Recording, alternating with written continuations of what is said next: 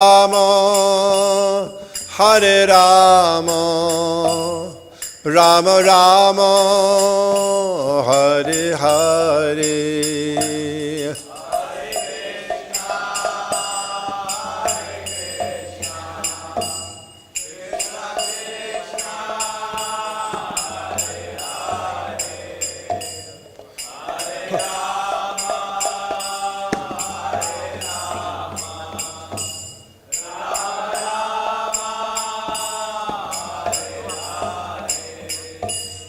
Hare Krishna, Hare Krishna, Krishna Krishna, Hare Hare, Hare Rama, Hare Rama, Rama Rama, Hare Hare.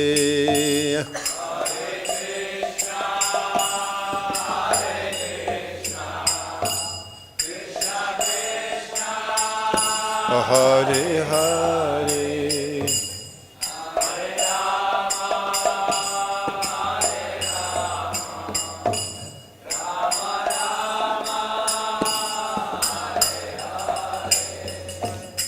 Hare Krishna, Hare Krishna, Krishna Krishna, Hare Hare, Hare Rama, Hare Rama, Rama Rama, Hare Hare.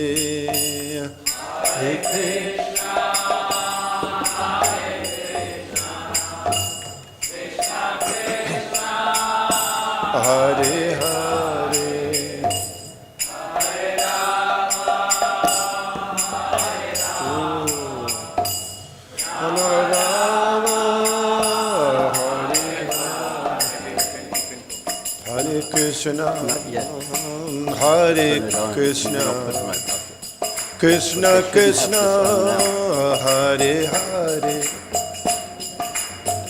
Hare Rama, Hare Rama, Hare Krishna, Hare Krishna, Krishna Krishna, Hare Hare, Hare Rama, Hare Rama, Rama Rama, Hare Hare.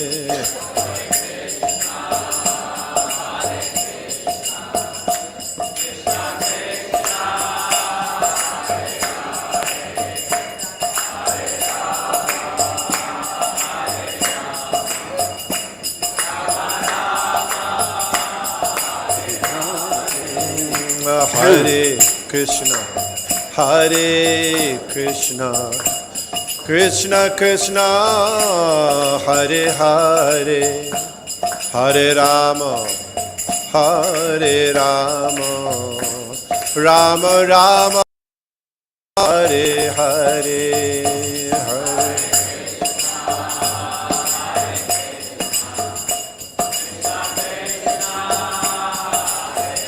Hare Hare, Hare Rama.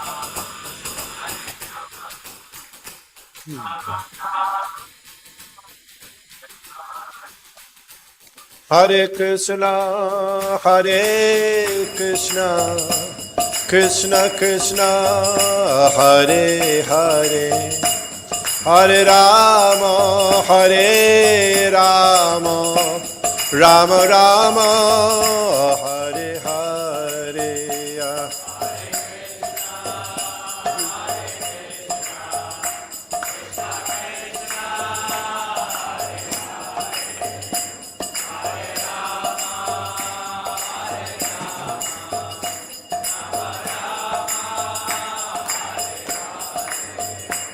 Hare Krishna, Hare Krishna, Krishna Krishna, Hare Hare, Hare Rama, Hare Rama, Rama Rama, Hare Hare.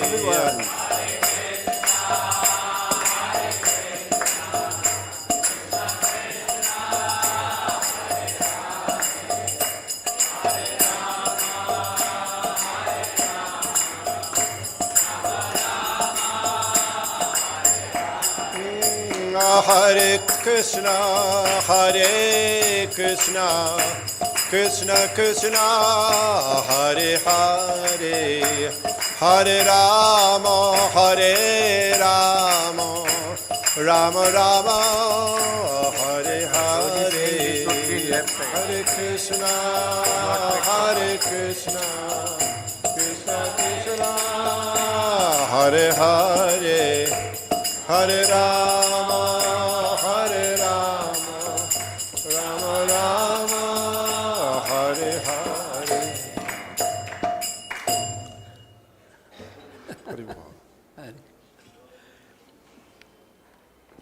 Thank you, Prabhu.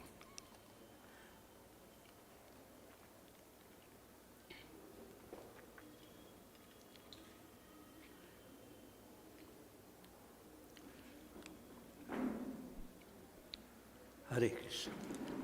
Hare Krishna. Hare Krishna.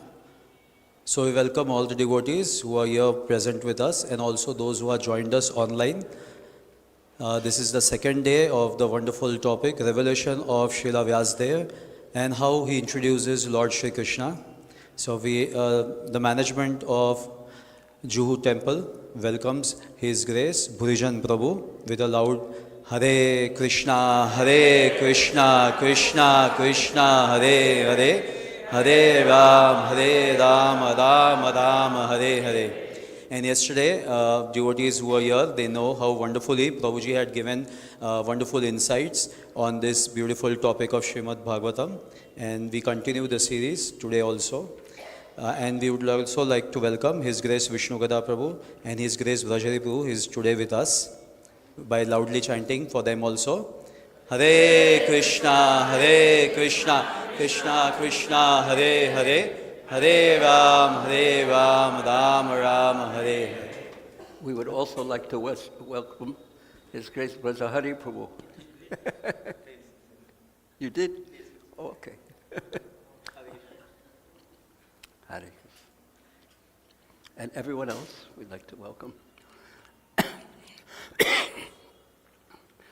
Om Ganatimanandasya Zinazina Salakaya Saksu Sumilachan Zaina Tasmai Sri Gurave Namah Sri Chaitanya Manabhistam Stapitam Zaina Bhutale Sayam Rupakadamayam Dadati Sapandantika Mansakalpa Trubhischa Kripasindu Baibacha Patitanam Pavinebhyo Vaisnavebhyo Namo Namah.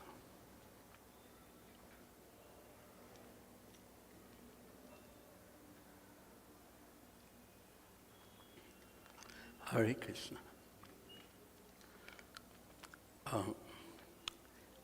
I would like to ask a very difficult question first.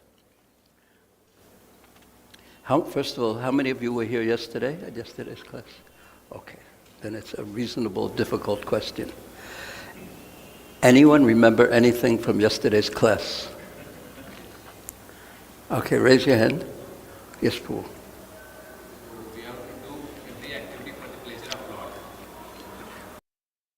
of Lord. When did that come out? What part of the class? What part of the class did that come out?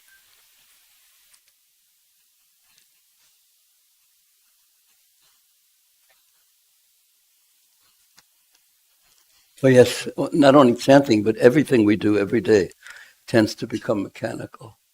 So my answer to that question was that we should remember why we're doing this and who we're doing this for, to please.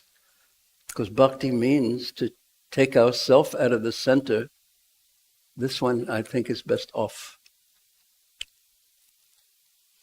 To take ourself out of the center and place Krishna and Krishna's dear ones in the center. Thank you. Anyone else remember anything specifically on the Bhagavatam, what we read from the Bhagavatam? That makes it more difficult. Do you remember something? Yes, but a little loudly. Say again.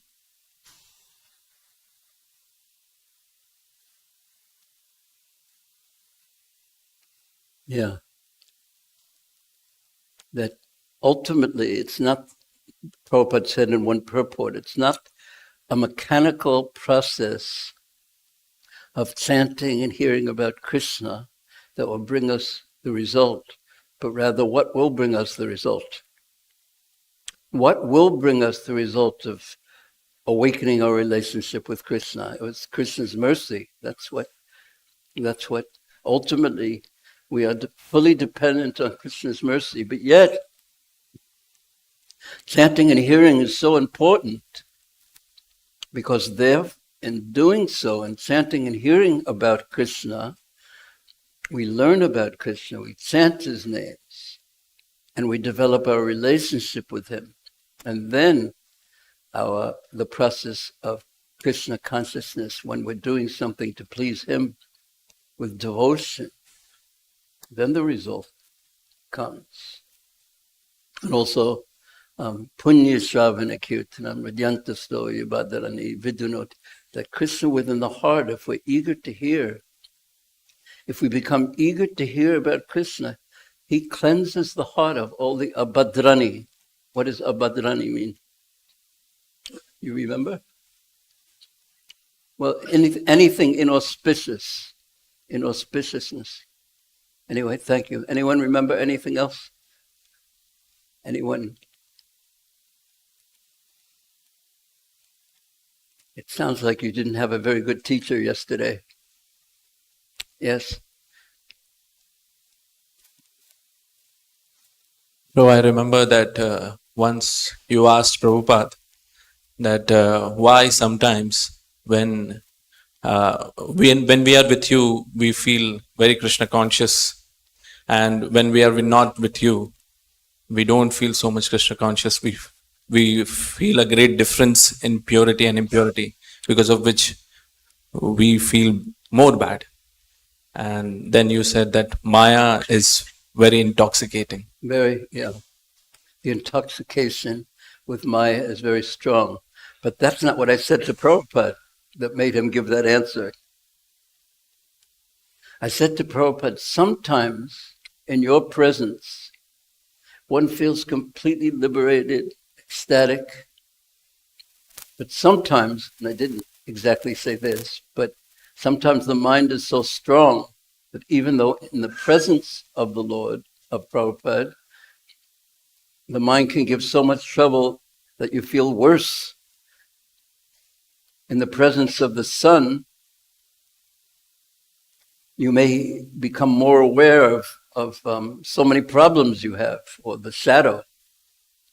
So I asked Prabhupada, sometimes in your presence, one feels ecstatic, or I didn't say in your presence because then he wouldn't answer so directly, but I said in the presence of a pure devotee. And sometimes one feels worse because the contrast between his purity and my consciousness was very apparent and was very much in front of me. That was the question I asked him. Why does that happen? And his reply was, the intoxication of Maya is very strong. That even in the presence of such a great soul, even in his presence, we could be not in his presence. We could turn our back on him due to the power of Maya. That's what I had asked him, and that was his answer.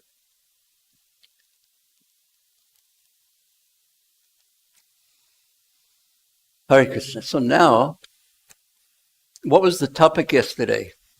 Does anyone remember that? These were the questions and answers.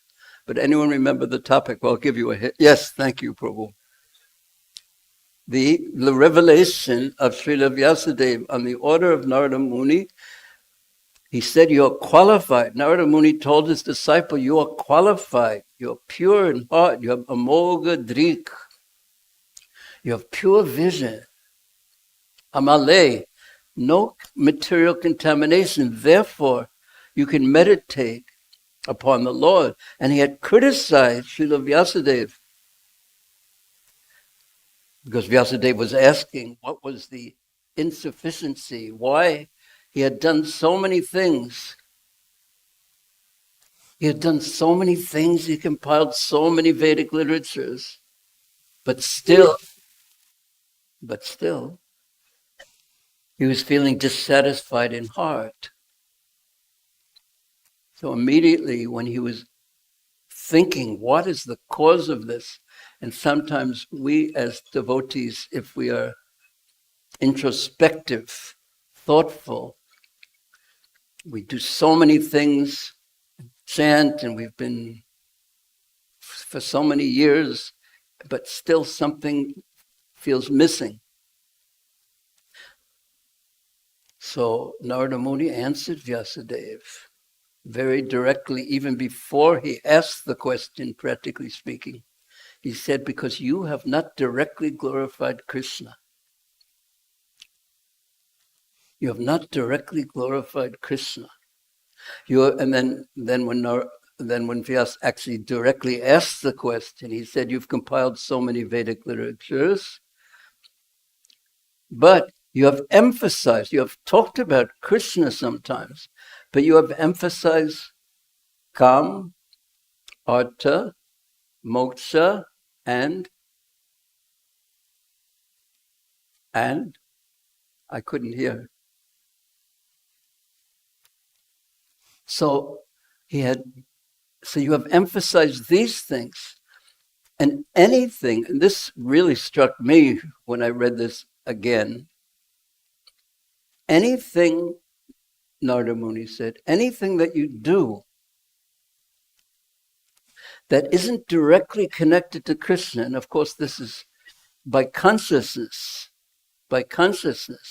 if you do something or hear something that's not directly connected to Krishna, it will interact with the modes of material nature and cause further entanglement in material existence. It's such a very weighty, very heavy point that we have the greatest responsibility to ourselves, for our own advancement, to really try to be focused on Krishna and pleasing Krishna. Otherwise, there's reactions and interactions in our mind, and we think about this, we hear about this gossip, this interaction, and then our mind thinks about that, and then that causes us to think about something else on the material level, and the mind ends up going around and round. Therefore, Srila Vyasa Deva, on the order of his spiritual master Narada Muni, he went to meditate and he focused his consciousness, Bhakti Yogena Manasi Samyak Punhite Amale, his pure consciousness. He focused it on Krishna, and he had a revelation. Krishna revealed to him the Parama Purusha, that Krishna was Parama Purusha. He revealed to him that the Supreme Lord exists as a person,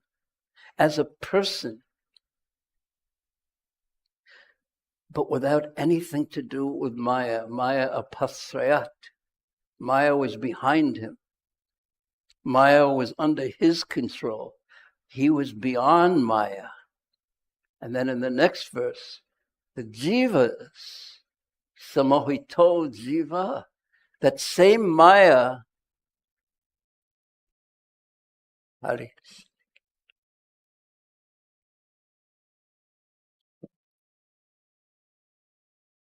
that same Maya that was behind Krishna was bewildering to the jivas, enchanting the jivas, bewildering them into thinking that I am not a servant of Krishna, but I, Ishwaraham, I can control, Laham Bhogi, I can enjoy. This is the power of Maya. Yes, you can enjoy. yes, you can really enjoy. And Maya separates that which is Krishna in the consciousness of someone who is covered by Maya. He thinks this is meant for me and my pleasure, when actually everything is meant for Krishna. Now, raise your hand if you already don't know this philosophy. Well, no one, of course. We all know this. This is the philosophy. Everything is meant for Krishna. Everything should be used in Krishna's service. But sometimes we can ask ourselves, do we really accept this?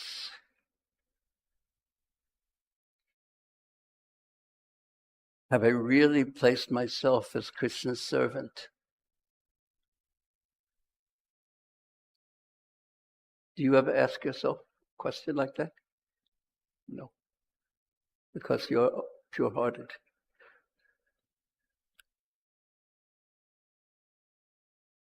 But in any case, because the living entities, Vyasadeva's revelation continued, and he saw that that the living entities, the jivas, they don't know who Krishna is. They don't know who they are in relationship with Krishna. And the anarthas, the things that are worthless, that they consider of great value, these can be removed by the power of bhakti yoga to Krishna. And because the living entities don't know this, Vyasadeva compiled the Srimad Bhagavatam, Chakre Satvita Samhita. So this is the gift. This Bhagavatam is the gift of Srila Vyasa Deva to the living entities. It means the jivas, which means to us who are in the material world, under the control of Maya Shakti, entangled in the modes of material nature, Trigunatmakam. And by hearing Srimad Bhagavatam, just by giving oral reception through the ear to Srimad Bhagavatam, then Bhakti Upadjite Pumsam, Bhakti sprouts up within the heart. Bhakti, Prema Bhakti, sprouts up in the heart. And Shokamaya, Shokamoha, what's the last one? Bhayapaha. Yes? Sokamoha Bhayapaha, that removes all fear gradually. Now, this point about removing fear, because fear is the foundational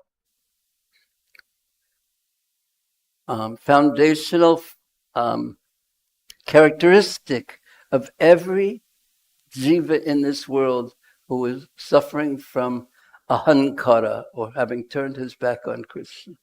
He's fearful because he's trying to be the enjoyer, he's trying to be the center of existence. He's imagining himself in that way. But it's not true. And if there's a fight between illusion and reality, it's like a fight between the sun and darkness. Reality always wins. If there's a fight between darkness and light, who will triumph? Who will win? Excuse me? Light, every time. So illusion always loses to reality. And the reality is we are tiny, we're insignificant. 1/10,000th the head of a hair in size is the size the Shastra says the jiva is. 1/10,000th the, whoops, nothing there. But is there anyone? Yeah, you have some. Oh, you even have more. How wonderful. Just 1/10,000th. And that's me. The energy of my body, my mind is coming from that tiny spark. And all the troubles, all the happinesses, all the strengths, all the abilities we have. This isn't us. All the fears we have, this isn't us. Now this comes out very, very soon in a wonderful way. So I should continue because that was yesterday's class. So let me go to here. After this section, this first section of the where after Vyasadeva has his revelation, and based on that revelation, he compiles the Srimad Bhagavatam, Satvita Samhitam, Chakre Satvita Samhitam, and then the pastime or the Bhagavatam continues. He teaches the Sukadeva Goswami, and then it continues. And this is how Srila Vyasa Deva introduces that person, that supreme person that he's just described is the Parama Purusha, the supreme all-powerful Lord whose energies pervade all in existence, who has Maya fully under his control behind him. Now he's going to introduce him in an activity. He's already spoken about him earlier in the Bhagavatam in the first verse, Param Satyam Dhimahi, explaining that the entire Bhagavatam is a meditation on the Param Satyam, the absolute truth. And then he describes Ete Samsa Kalopamsam, that Krishna is the supreme personality of Godhead, of all, there are so many incarnations. But now he's going to lift the curtain and show that person who Vyasadeva had meditated upon. And it's amazing and astounding how we can even say that Krishna chooses to introduce himself to the readers of Srimad Bhagavatam. So let's hear. Listen, please. How Krishna, or Vyasadeva, chooses to introduce himself to the readers of Srimad Bhagavatam. So in the 7th chapter, when the respective warriors of both camps, so it's got to do, the introduction has to do with the Mahabharata after the battle of Kurukshetra has been fought, after the Bhagavad Gita has been spoken and the battle has been fought, and the Kauravas, here it is. When the respective warriors of both camps, namely the Kauravas and the Pandavas, were killed on the battlefield of Kurukshetra, and the dead warriors obtained their deserved destinations. And when the son of Dhritarashtra fell down lamenting, Duryodhana, being smashed by Krishna's arrangement, by the club of Bhima, his spine broken, being beaten by the club of Bhimasena, the son of Dronacharya, Aswatthama, he beheaded the 5 sleeping sons of Draupadi. He cut their heads off. I mean, we can't even think about such a horrible thing. These boys were sleeping. He cut their heads off. And as if they were a prize, he brought them to his master,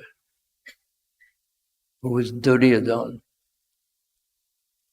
Foolishly, he was thinking that Duryodhana would be pleased. But Duryodhana, however, even though he was so crooked in heart, when he saw these 5 sleeping heads, 5 heads, not the Pandavas, but their sons, children, he was not pleased by this heinous, terrible act that Aswatthama had created. He was not pleased in the least.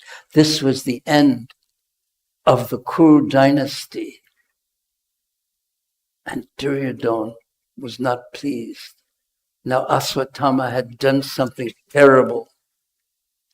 And Draupadi the mother of the 5 children, the mother of the 5 children of the Pandavas, after hearing of the massacre, the killing, cruel killing of her sons, what do you think she did?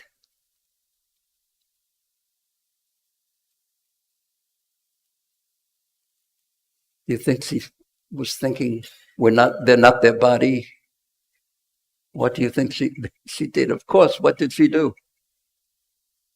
She was crying and crying. She began to cry in distress. Her eyes were full of tears.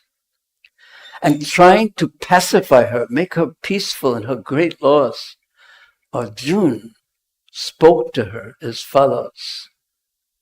Now, in the midst of this terrible activity, Arjuna tried to make her peaceful with talk of revenge, as only a Kshatriya could conceive of revenge.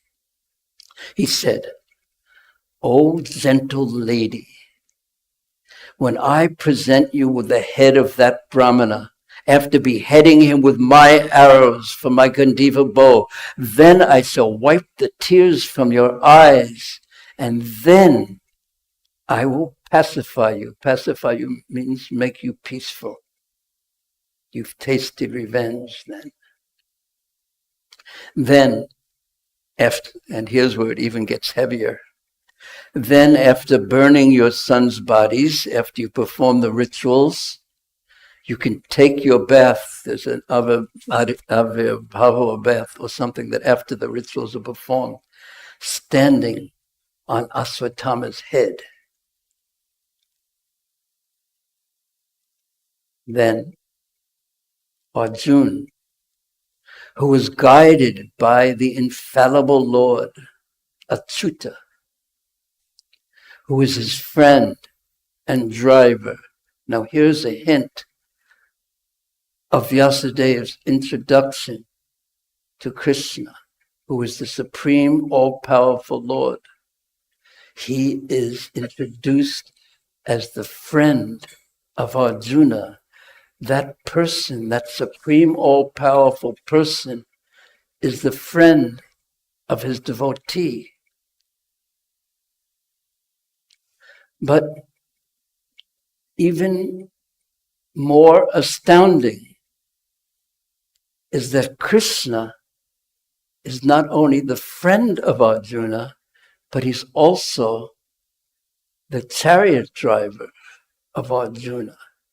That all-powerful Lord is serving his devotee.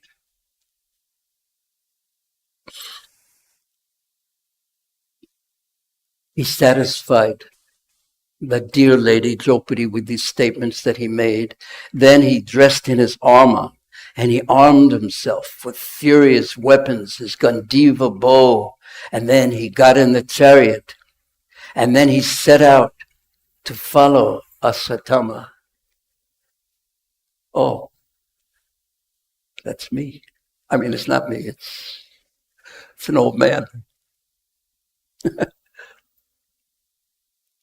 Why is that on there? Just curiously. Huh? Yeah, put it off.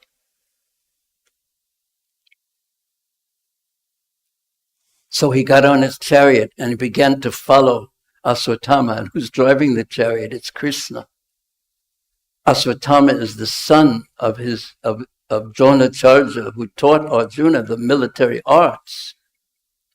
Then Aswatthama, who was the murderer, the killer of these princes, he saw from a great distance that Arjuna was coming towards him on that chariot with great speed. And he, in his chariot, he fled full of panic. Panic means, how do you say panic in Hindi? It's great fear, panic. You don't know what to do. How do you say? Kabrana? Kabrana. Is that right? No. Never. people from Brooklyn just can't do it. At least some people. Say it loudly so everyone can hear it. Panic.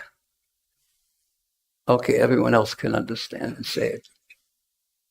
So he was filled with panic because he knew he had done something wrong. And Arjuna was following him with his weapons and Krishna is driving the chariot. And when the son of that Brahmana, Aswatthama, saw that his horses were tired, he could not flee any further.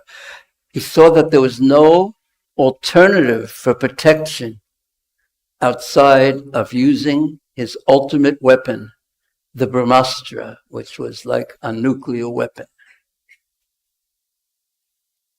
To protect himself, he used this Brahmastra. And the Brahmastra, he only knew how to throw it. Dronacharya never taught him how to withdraw it, but only how to unleash it. Since his life was in danger, he touched water to sanctify himself. He did Achman. And he concentrated on the chanting of the Brahmastra mantras. Although he did not know how to withdraw it. And suddenly, thereupon, a glaring bright light spread in all directions. It was so fierce, so dangerous, that Arjuna thought his own life was in danger. So he began to speak to his chariot driver, Sri Krishna. Because Krishna is a Achyuta. Even though he's serving, he never loses his position as the all-powerful Supreme Lord. So he spoke to Krishna. Now we can put up this verse, that first verse. This is text 22.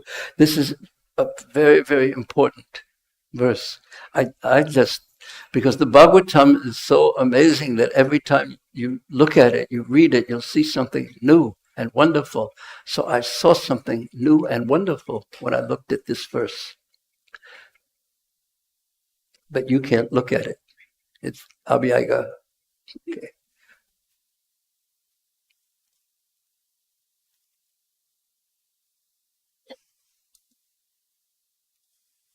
Abhyaga Kal. Okay. He called out, Krishna, Krishna, Mahabaho. He was fearful himself because the Brahmastra was coming at him. Bhaktanam, you are of your devotees, Abhayankara. You remove the fear of your devotees. Now this is so important.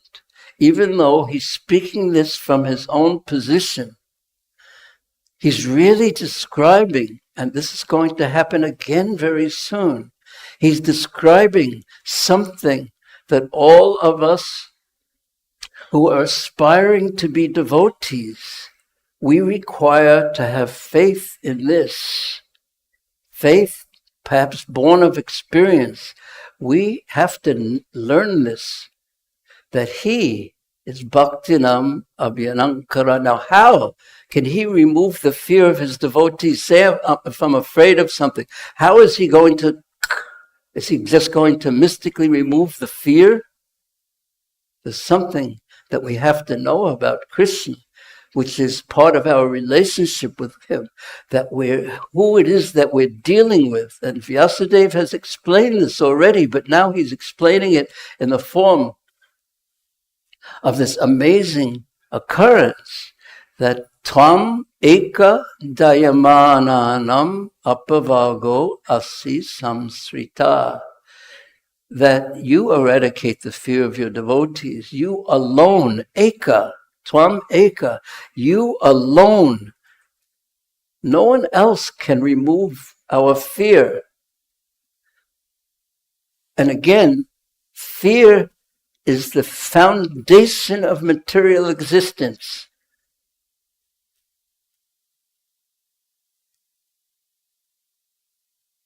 You alone, Dayamananam, you alone, you are competent to instill fearlessness in the heart of your devotee.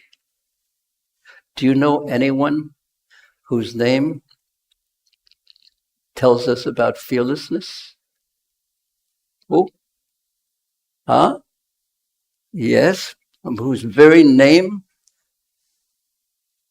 Oh yes, Abhayacharana Naravinda.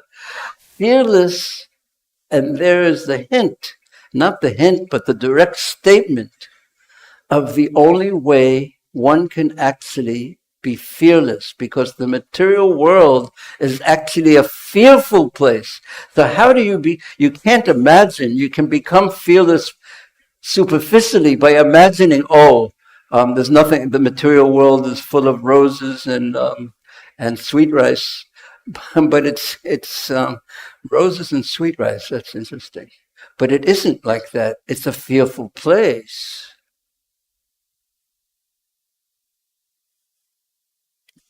So how can one become fearless in a fearful place in a real way, truly fearless, not imagining, being an illusory, dreaming that everything is wonderful, but in a fearful place?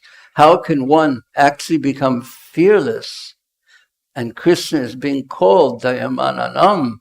You instill fearlessness in the hearts of your devotees, those who are suffering, apavarga. You give liberation in the midst of material miseries. Now, in the next time we see a verse like this, there'll even be more explained. But it is when one, bhakti yogena manasi, when one takes shelter of He, who is the supreme, all-powerful, who has no touch with Maya or illusion, when one takes shelter of someone who serves his devotees, he's all-powerful, and yet he serves his devotees because they have fully taken shelter of him. Gotripte varanam tata. When one looks fully to Krishna for protection, then one can be free from fear in the fearsome material world. There is no other way. What do you think about that? You agree? Of course, everyone knows the right answer. Yes, we know what the right answer is. But how deeply we take shelter of Krishna is tested in life. That's what I have seen. We hear about it, but then the most difficult part is to apply it to our life, to trust faithfully, even based on experience. And that's what life is about, to gain the experience of serving Krishna, trusting in Him, taking shelter of Him. And then we find out, well, does Krishna really protect someone even as fallen as me in my attempts to serve Him?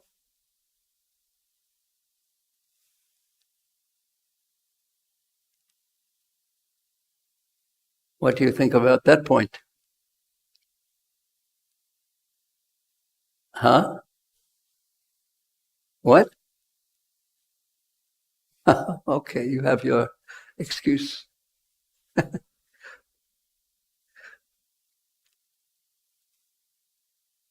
I remember one time I was in Japan. Actually, I was on a morning walk with Srila Prabhupada, and then and just Samasunda Prabhu was there, and then he went to do something, so I was alone with Prabhupada, and I said to him, all alone. So I said, Prabhupada, I just want to serve you.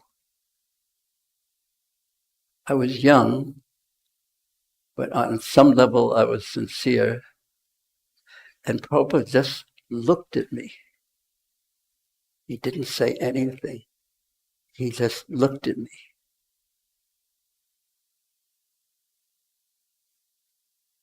And I didn't think it at that time. I didn't know what to think at that time. But then I thought, time tells if you only really want to serve.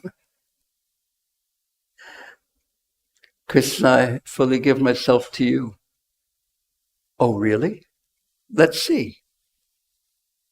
I mean, Krishna doesn't directly say that, but that's what it seems like. Let's see. Because life tests us about what we really want. And as teachers know, even though it's not the way that we learn these things when we learn how to teach. When you have an exam in school, does anyone here still going to school and have exams? Not even one student here? Yes. You like it when it's exam time? No. Anxiety, yes. Why? Because fear of failure, did you say? Yeah. Fear of failure? Yeah. But really, the assessment of exam is meant for two people. It's meant for the teacher. This isn't how it's usually described, but it's meant for the teacher to see how effective he's teaching.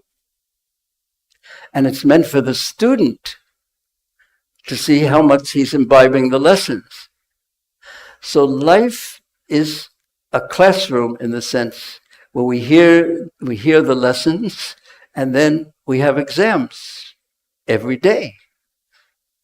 And the exam is, well, what do we want?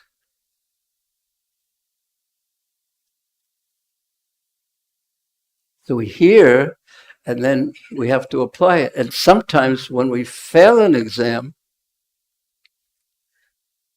then we are happy because we have another chance. And every day we have many chances. And Maya is very strong, even in the presence of Prabhupada. That's what he said. The intoxication of Maya is very strong. So at some point, the jiva, the soul, who's on the path of bhakti, he really has enough. I don't want anything in the material world like it happened to Jad Bharat before when he was Bharat Maharaj. He became attached to a deer, and then he had to live his life as a deer, but he's still associated with sadhus. And then he decided, in that way, enough. No more interacting with matter. Enough. I only want Krishna. And he 100% meant it. And therefore, when he took his next birth as Jad Bharat, and our acharyas described, how could he be so detached? He had made up his mind, but even more than that, because he had a final prayer as he was dying as a deer, as the Bhagavatam describes. He was thinking of Krishna. So in his next life, he was actually with Krishna, although he was in the body of Jad Bharat. And therefore, because of that being with Krishna, he was able to be fully detached from the material world. So then the question comes, how can we be fully always with Krishna? And anyone, well, we all know that, what's the second verse of Mahaprabhu's Shikshastakam? Nam nama kari bahudani vasava shakti. We can be, that Krishna has made it easier for us in Kali Yuga to always be with him. Krishna has made it easier for us in Kali Yuga to always be with him. Krishna has made it easier for us in Kali Yuga to always be with him. Krishna has made it easier for us in Kali Yuga to always be with him. Krishna has made it easier for us in Kali Yuga to always be with him. Just at any time, at any place, we can chant his names. Abhinatam Namanamano. At any time and any place, we can be with Krishna if we so desire. And that is the question. If we so desire. And then Mahaprabhu takes the position of a conditioned soul, says, but to daivam idrisam iha nanujan. I make the wrong choice so frequently. I don't want to be with Krishna. But Krishna is always ready. Always ready to be with us.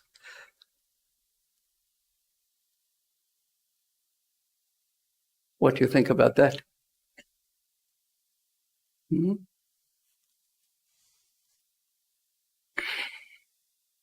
And would you like to be with him always? No, you. Huh? Yes, the test will come.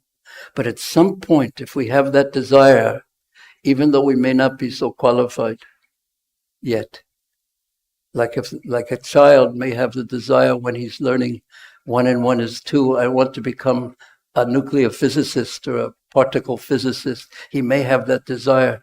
And if he's strong in that desire, it's just a matter of time. Our desire is so important. This is the message of part of the message of the 15th chapter of the Bhagavad Gita.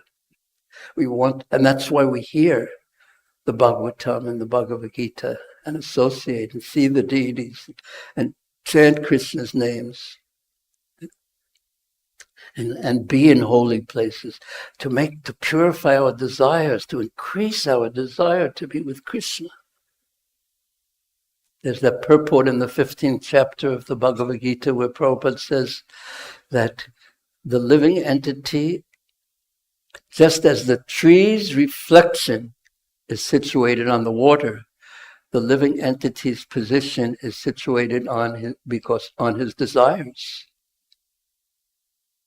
So if we can increase our desires to be with Krishna, then it's just a matter of time. It's just a matter of time. Is that encouraging for you?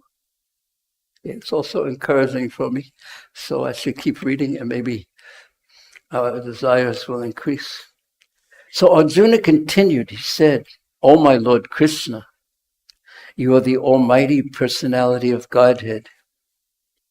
Oh, that's Krishna, Krishna Mahabaho Bhaktinam Abhyankara Tom Eka Dayamananam Apavago Asi Samsrita. Here's Prabhupada's translation. You're going to have to, we would all like to come with you.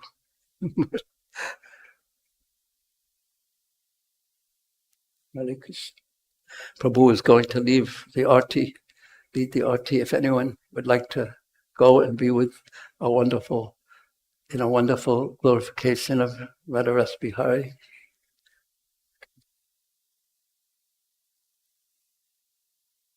So here's Prabhupada's translation of this verse. Arjuna said, "O my Lord Krishna, you are the almighty personality of Godhead. There is no limit to your different energies. They're unlimited. Now he's the one who can give us protection. Therefore, only you are competent to instill fearlessness in the hearts of your devotees, because your devotees take shelter of you. Everyone in the flames of material miseries can find the path of liberation in you only." So he, Arjuna, is now taking full shelter of Krishna.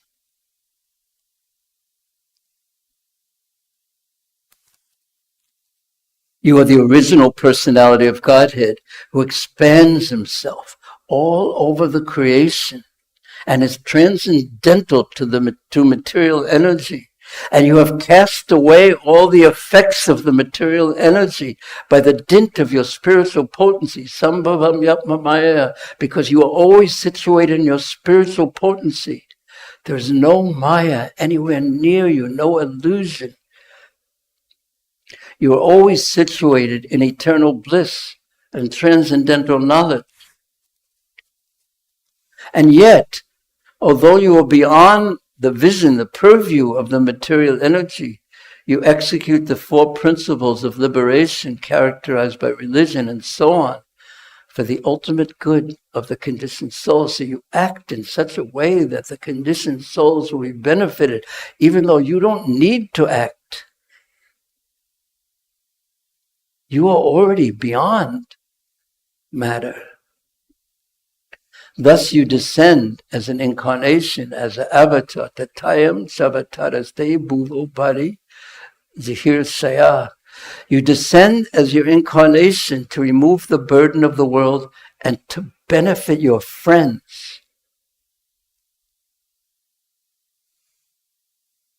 This all-powerful person has friends. Would you like to be a friend? Yes. You don't want to be an enemy, I'm sure. But we want to be friends. Why? And what is someone who's a friend? What is he like? What is his characteristic?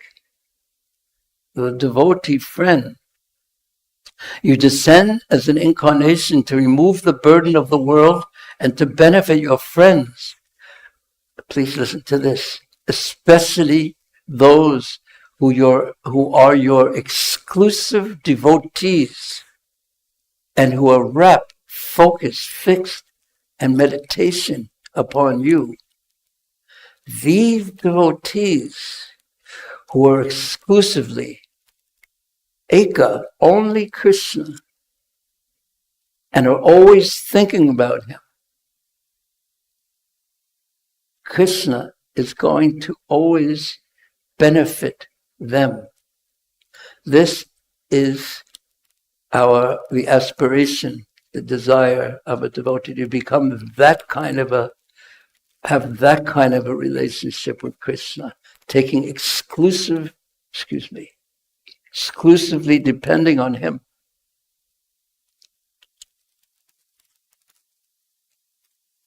Depending exclusively on Krishna.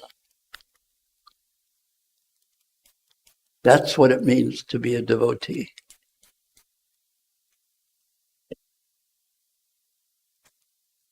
Depending exclusively on Krishna.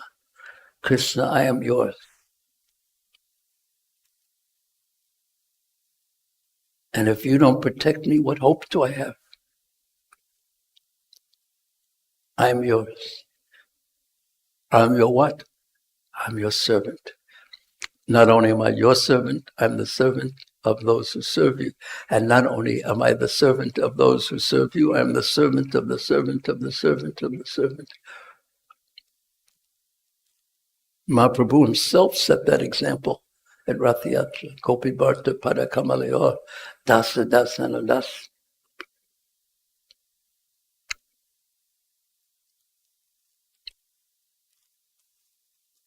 I'll read that verse again. Thus you descend as an incarnation to remove the burden of the world and to benefit your friends, especially those who are your exclusive devotees, pure devotees, who are rapt, focused on meditation on you. O Lord of Lords, and then he gets, after glorifying Krishna, he gets to the point of what he wants to say. O Lord of Lords, how is it that this dangerous effulgence is spreading all around? Where does it come from? I do not understand it. And then Krishna said, Sri Bhagavan Uvacha, know from me that this is an act of the son of Jonah. He has thrown the hems of nuclear energy, Brahmastra, and he does not know how to retract the glare. He has helplessly done this, being afraid of imminent, immediate death. Krishna knows everything. And he has all power. Oh, Arjuna, now he's going to tell, he says what the problem is, he's now going to tell the solution. Oh, Arjuna, only another Brahmastra can counteract this weapon. Since you are expert, not like Aswatthama in the military science, subdue this weapon's glare with the power of your own weapon. And Sutta Goswami then continues, hearing this from the personality of Godhead, Arjuna touched water for purification. He did Achman, and after circumambulating Sri Krishna, he cast his Brahmastra weapon to counteract the other one. And when the rays of the two Brahmastras combined, a great circle of fire, like the disk of the sun, covering all outer space and the whole firmament, all the planets. And all the population of the three worlds was scorched by the combined heat of the weapons, and everyone was reminded of the Samvataka fire which takes place at the time of annihilation. And thus, seeing the disturbance of the general populace and the imminent destruction of the planet, Arjuna at once retracted both Brahmastra weapons as Lord Krishna desired. Krishna told him. He didn't immediately, Krishna could have gone like this and the Brahmastras could have disappeared, but he didn't. Rather, he told Arjuna how to solve the problem, and Arjuna followed his instructions, and the problem was solved. But the pastime doesn't end here. Arjuna, his eyes blazing in anger like two red balls of copper, he dexterously, expertly arrested the son of Gautami, Aswatham, and he bound him with ropes like an animal. And after binding Aswathama, Arjuna wanted to take him to the military camp, but the personality of Godhead, Sri Krishna, he looked at him with his lotus eyes. Arjuna's eyes were red like copper and anger, and Krishna's eyes were like lotuses. He looked and he spoke to angry Arjuna.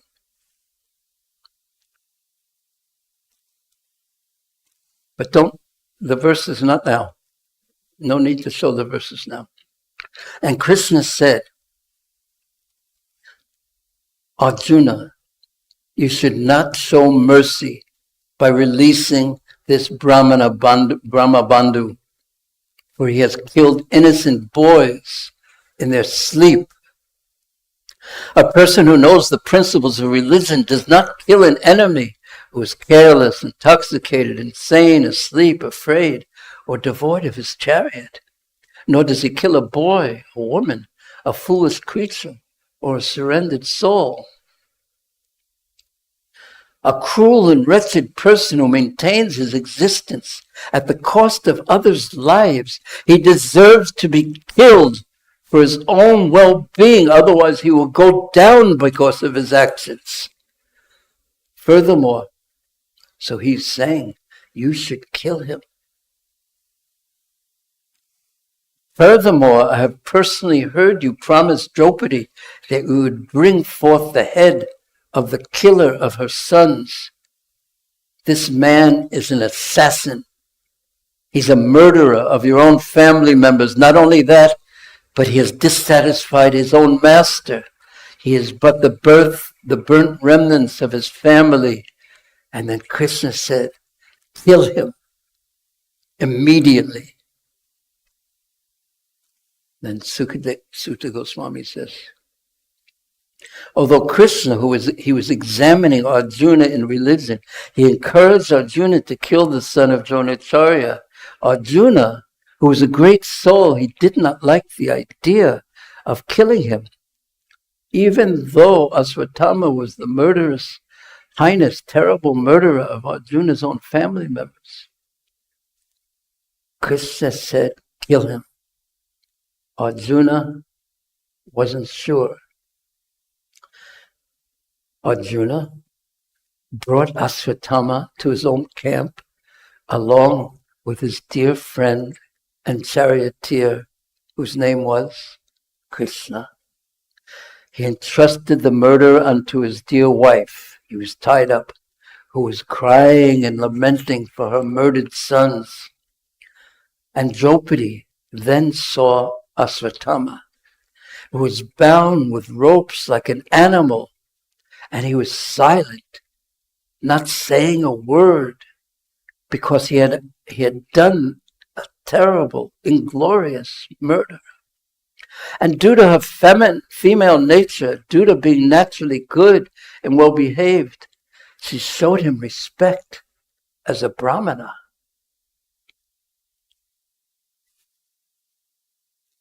She could not tolerate that he was bound up by ropes because she was so devoted. And she said, release him, for he is a brahmana, our spiritual master. And it was by his father, Dronacharya's mercy, that you learn the military arts of throwing arrows and the confidential arts of controlling weapons. And he is still existing. Dronacharya is existing in the form of his son. And his wife, Kripi, did not understand sati, did not undergo sati because he had a son. O Arjuna, who knows the principles of religion, it is not good for you to cause grief to glorious family members who are always respectable and worshipable. Krishna said, kill him.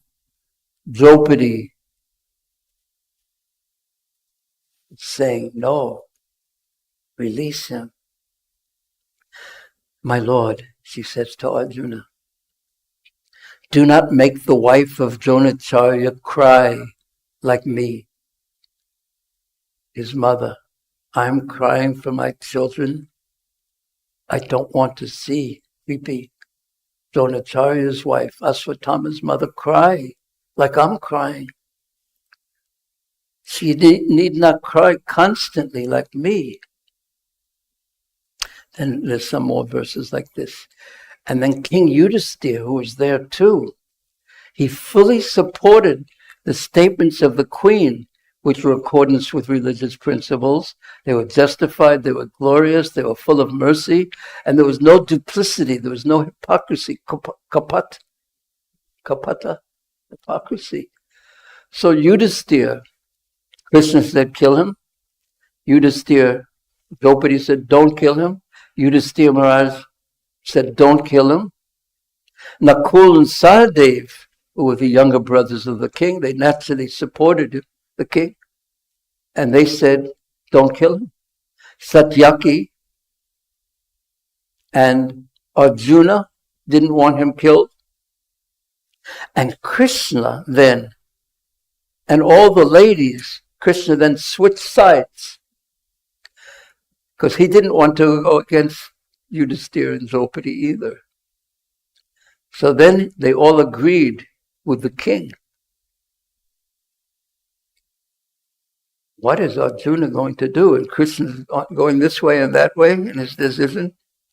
But then Bhima disagreed with them, and he recommended killing him, who in an angry mood had murdered sleeping children for no purpose other than his master's interest. Bhima said, kill him. Krishna said both. Yudhisthira and everyone said, don't kill him. Now what is Arjuna going to do?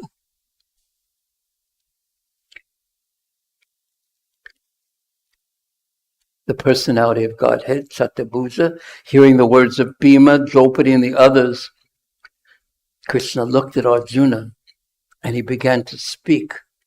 But inside he was smiling. He said, "O friend, A friend of a Brahmana, Brahmabandhu, is not to be killed. But if he is an aggressor, he must be killed. So Krishna, he must be killed. All these rules are in the scriptures, and you should act accordingly. You have to fulfill your promise to your wife, which was to kill him. And you must act also for the satisfaction of Bhimasena and me. Now he's gone back to kill him. And everyone else in Yudhisthira says, not kill him. So Krishna is telling him to kill him and not kill him. And thus satisfy everyone. Krishna has protected Arjuna, and now he's going to solve a very tricky and difficult problem for his devotee, Arjuna. Just then Arjuna could understand the motive of the Lord by his equivocal orders. Equivocal means he's saying, kill him and not kill him both. And Arjuna could understand by Krishna's mercy what he had to do and what Krishna wanted. He wanted him killed and not killed. So Arjuna took out his sword and he cut his hair and the jewel from Aswatthama, and then they untied him and drove him out of town and humiliated him.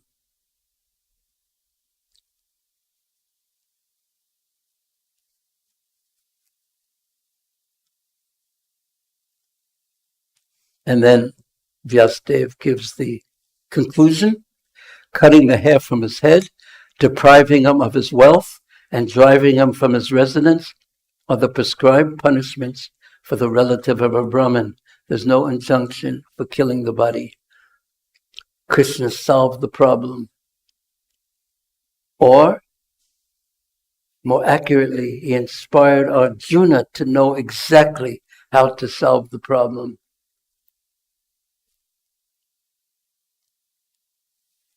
But the pastime doesn't end here.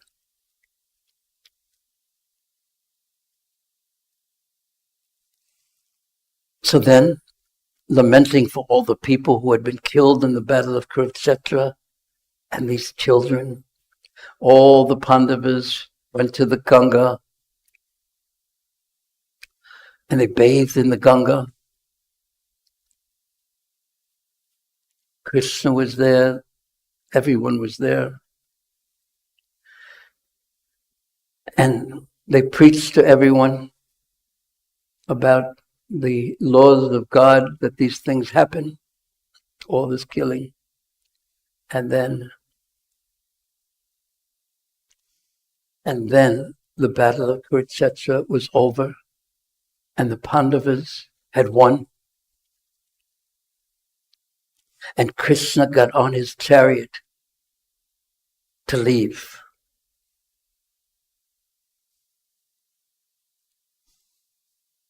But as soon as he seated himself on the chariot to start for Dwarka, he saw Uttara. Who is Uttara? Raise your hand. Yes. Arjuna's daughter-in-law, the wife of Abhimanyu, who is now gone. She came running to Krishna while he was on the chariot. She was running towards him with great fear. And she said, now you can put this verse on, text 9. Now compare this to what Arjuna said to Krishna when he was in great fear. Uttaru Vacha, Pai Pai Mahayogin, Deva Deva Jagat Pate, Nanyam Tvad Abhayam Pashe, Yatra Mrityu Parasparam. Maybe everyone could say it. It's such a wonderful verse. Please say it.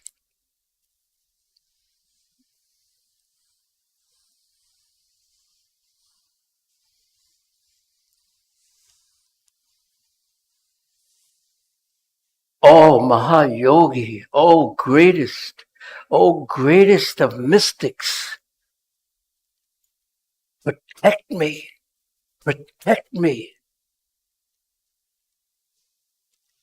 Oh, Deva, Deva, Jagat Pate, you are the one who is worshipable. You are the Lord of the universe.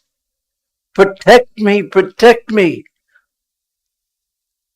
For Nanyam Twad Abhayam Pashe, there is no one other than you who can give fearlessness.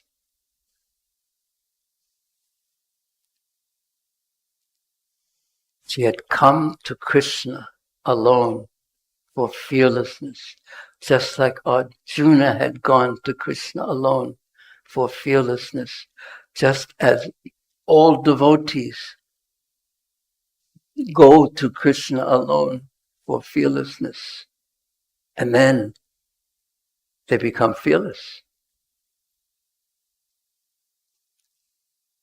Because Yatra Mrityu Nanyam Tvad Abhayam Pashe, I do not see anyone else who can grant fearlessness, no one other than you, in this Yatra Mrityu Parasparam, in this world of death. There is no one other than you who can protect and give fearlessness. Here is Prabhupada's translation. Uttara said, O Lord of Lords, Lord of the universe, you are the greatest of mystics. Please protect me, for there is no one else who can save me from the clutches of death in this world of duality, this world of happiness and distress, this world of life and death. There is no one other than you who I can turn to. O Lord, you are all powerful, and a fiery iron arrow is coming towards me fast. My Lord, let it burn me personally, if you so desire, but please do not let it burn and abort my embryo. Please do me this favor, my Lord. Parikshit Maharaj was in the womb of Uttara, and he was the last surviving member of the Kuru dynasty. And having patiently, Sutta Goswami says, heard her words, Lord Sri Krishna, Bhagavan Bhaktavatsala, what does that mean? Uparya Vatsatasya, patiently heard her words. He, Bhagavan Bhaktavatsala. What does Bhaktavatsala mean? I think, what does Bhaktavatsala mean? But just like Vatsala, just like the cow protects the calf, Krishna protects his devotees. Atma Pajanta Vedanyata, up to the level of he'll give himself to his devotees. I think at least I need to hear these things so I gain the inspiration to actually become a devotee and turn to Krishna at all times, in all circumstances. In this world of duality, she said, sometimes there are good times, sometimes there are difficult times, but at all times turn to Krishna. Not to only turn to him in the difficult times, or not to only turn to him in the good times. This is the nature of a devotee. The Lord Krishna, after patiently heard his words, he who is always very affectionate to his devotees, could at once understand that Aswatthama, the son of Dronacharya, had thrown the Brahmastra to finish the last life of the Pandava family. Old Shonaka Rishi, or foremost amongst the great thinkers, seeing the glaring Brahmastra proceeding towards them, the Pandavas took up their weapons, because Aswatthama had thrown the Brahmastras at the Pandavas and also at Uttara, trying to kill Parikshit. And the Pandavas took up their weapons. But they can't, we already heard that you can't stop the Brahmastra by weapons. But yet, they took up their weapons.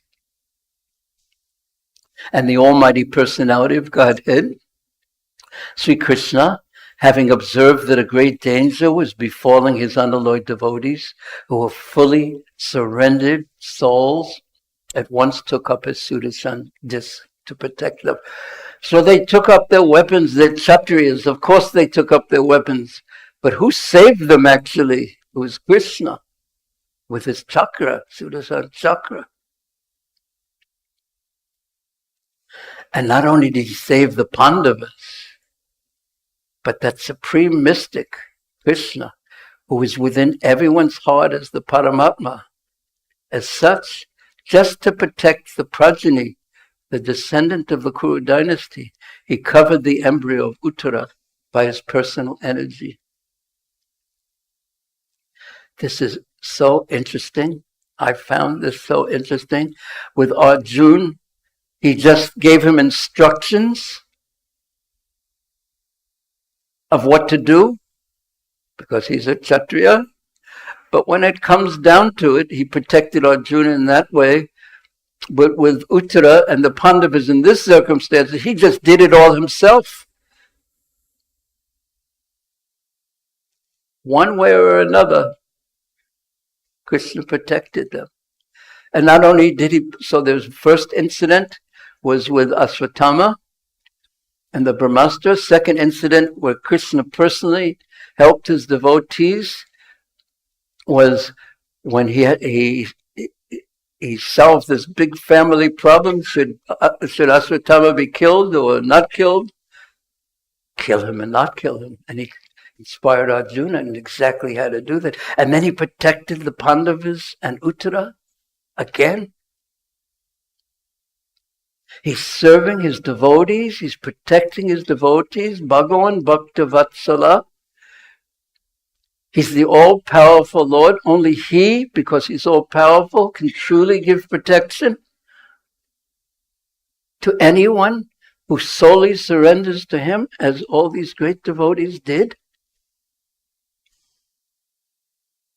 This is how Srila Vyasa Deva introduces to the readers of the Bhagavatam, to the hearers of the Bhagavatam, the all-powerful, all-attractive Supreme Personality of Godhead, that we should take shelter of him because he's Bhaktavatsala and he's the friend of his devotees, especially those who fully surrendered to him and take shelter of him and serve him. But one little other part that I wanted to read, because we heard how what it looked like from outside, and then we heard how Krishna protected, covered the womb of Uttara. But later on in the 12th chapter, when describing Maharaj Parikshit, Srila Vyasa Deva, Sutta Goswami, describes what Maharaj Parikshit saw while he was in the womb.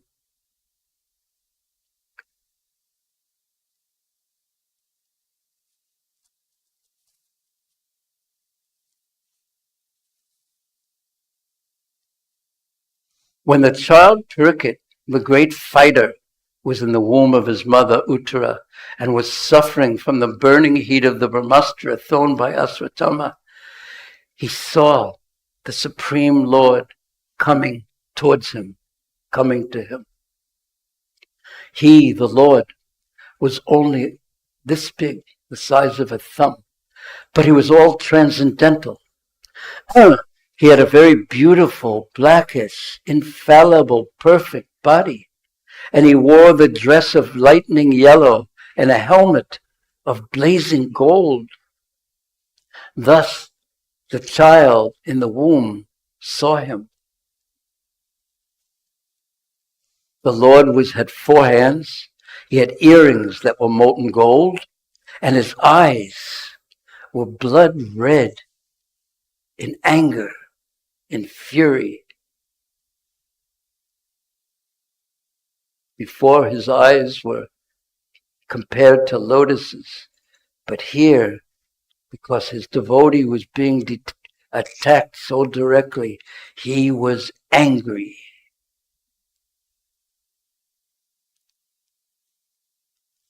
He was standing there. His club was constantly circling him like a shooting star, and he was vanquishing the radiation of the Brahmastra. Just as the sun evaporates dew, D-E-W. What is dew?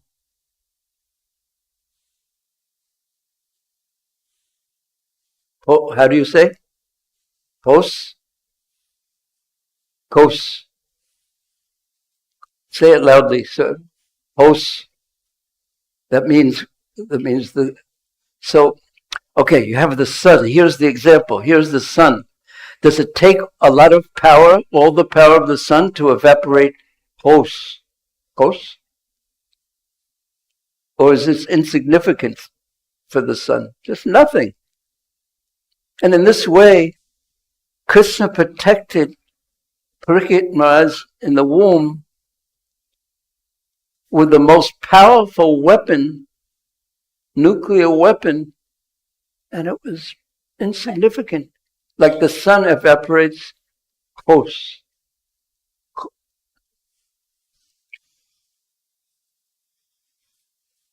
Os. Okay, thank you. You're a good teacher. Os. Os? Something like that. And Parikshit Maharaj was looking at him. And he's thinking, who is this? And for the rest of his life, he was examining everyone who he saw. Is this that person who saved me in the womb? Is this that person? Is this that person? And therefore his name was Parikshit, the examiner.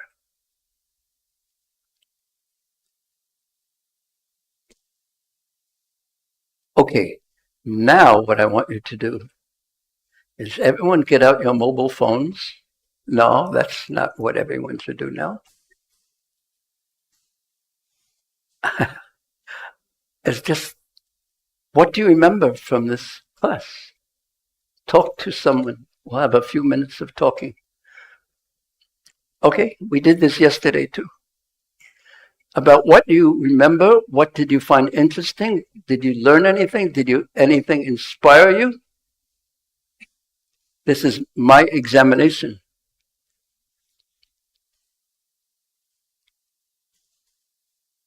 What do you remember? What inspired you? Please talk. Everyone likes to talk about Krishna. This is the point. We should talk about Krishna.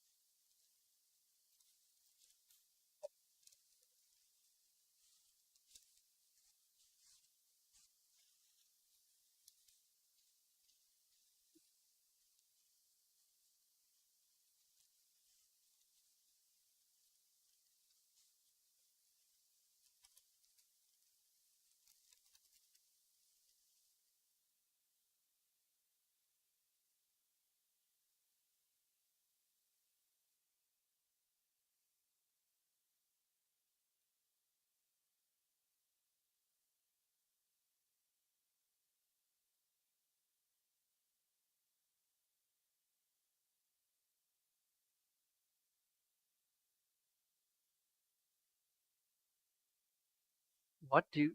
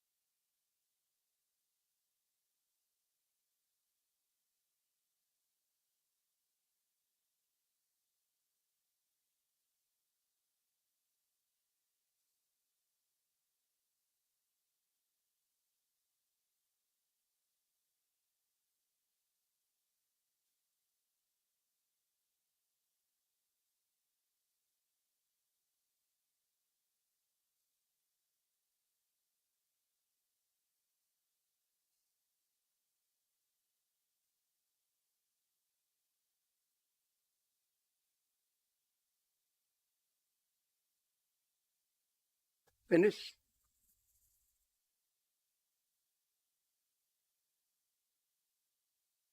And tell me.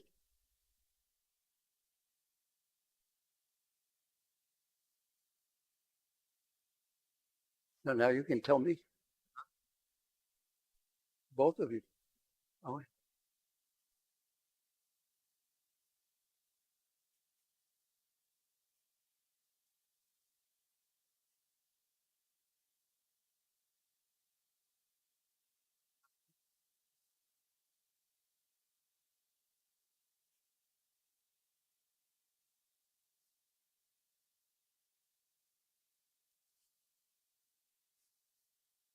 okay. Do you want deep shelter? Do you want deep shelter? Huh? I believe you. I believe you. But time tests us and teaches us too. Yes?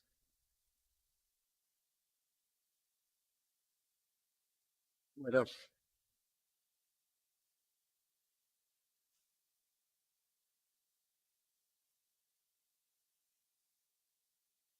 Bring this problem to Ras Bihari.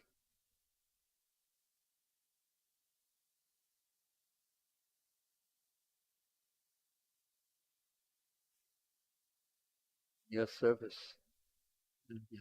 But if you pray continuously like that, then there will be no problem. Hare Krishna, Krishna Krishna, Hare Hare, Hare Ram, Hare Ram, Hare Ram. I am weak. You don't help me. What hope do I have? What do you think?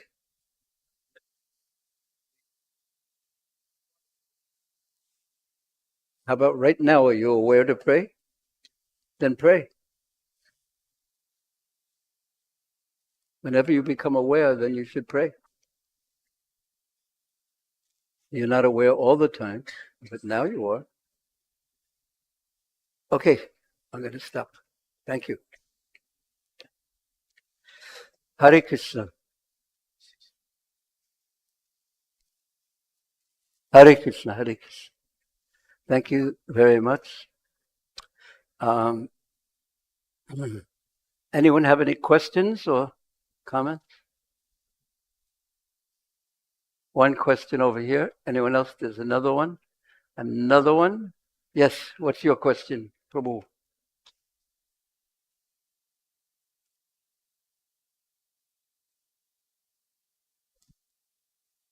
So we've seen the example of Draupadi, Wait. Yeah. how she was respected Ashwatthama as a Brahmana, and also didn't want his mother to suffer the loss of a son.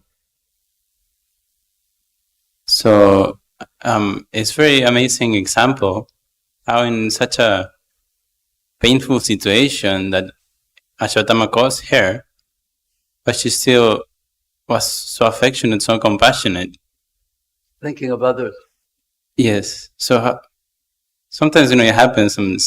In comparison, we may face problems which are much smaller than that, but still, not able to have that compassion nature. So how to develop that consciousness? You know what I'm going to say.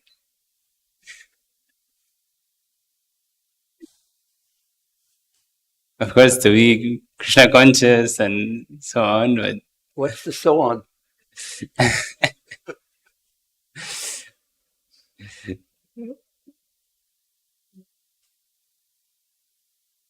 I'll serve those devotees who have those qualities. Dan Hare Krishna. It sounds so simple, but chant very sincerely.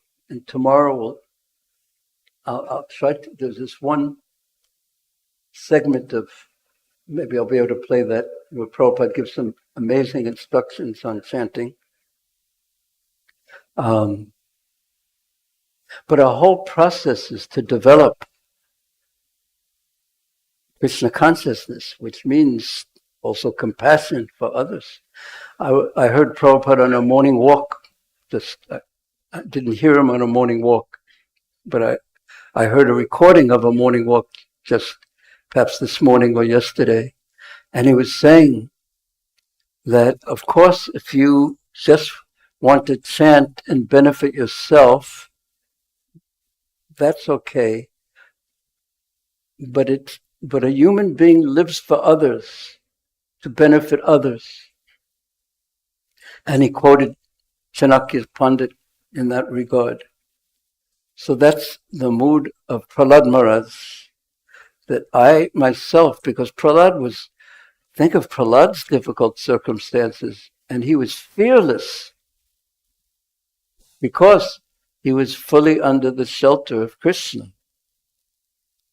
He was with Krishna always, so therefore he was fearless. Jad Bharat was fearless because he was with Krishna. So we want to actually become real devotees, not just little bit devotees, but real devotees. So how do we become a real devotee? That's the process of Krishna consciousness. Chanting, Bhagavatam, association, holy Dham, and deities. Even a little attention to any one of these items of Panchanga Bhakti will bring great results.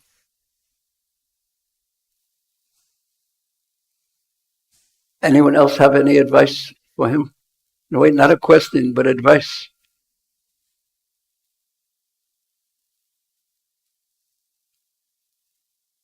But I think that's the question we all think.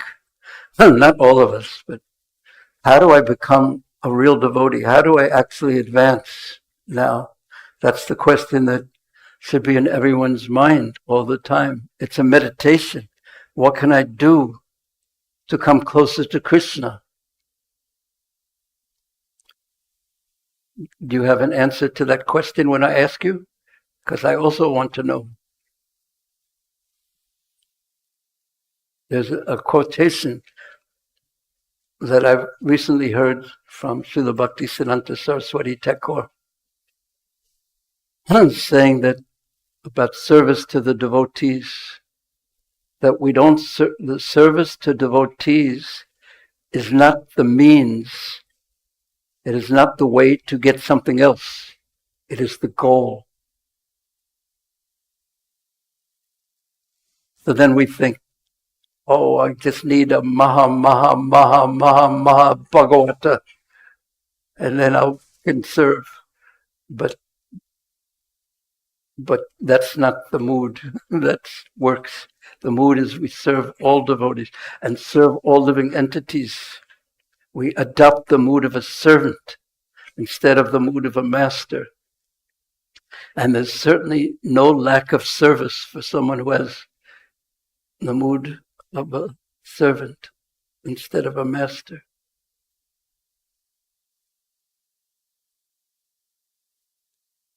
What do you think?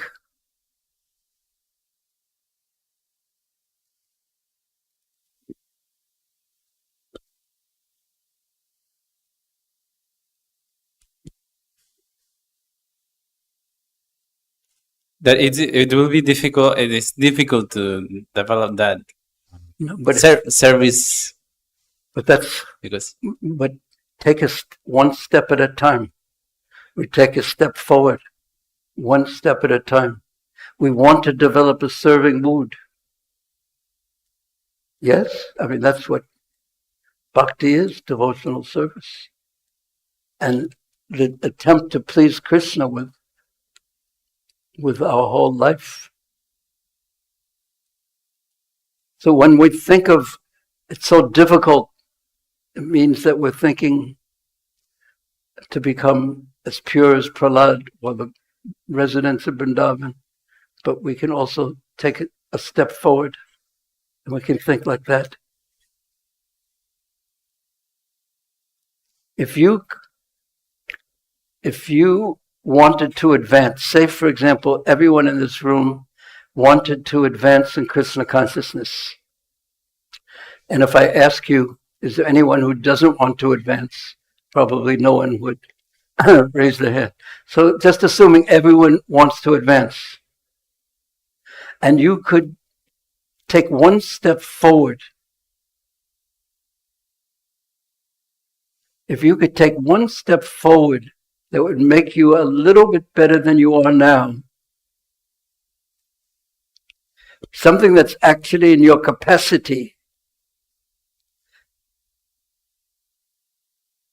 Do you know what that would be?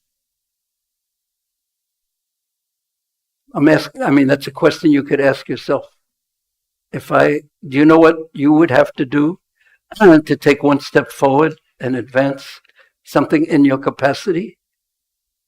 Do you know what you would do?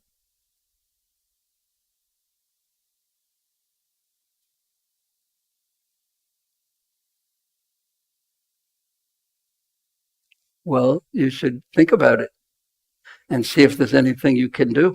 And then, you know what you should do? You should do it.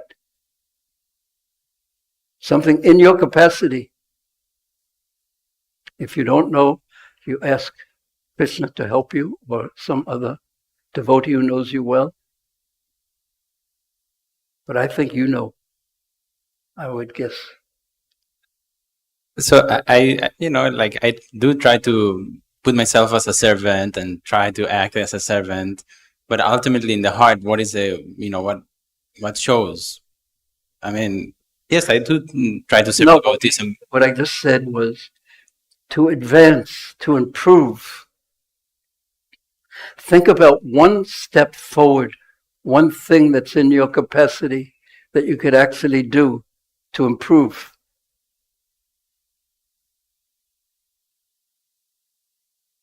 You follow what I'm asking you?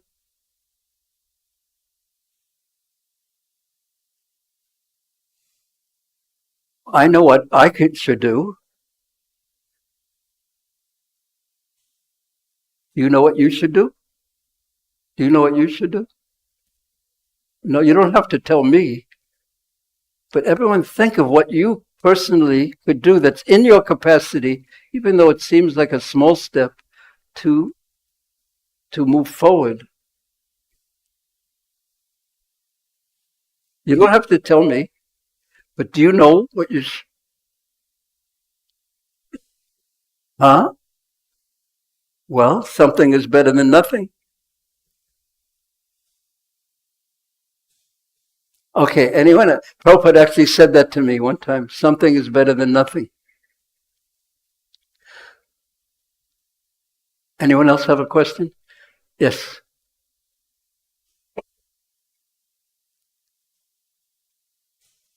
How old are you? 28.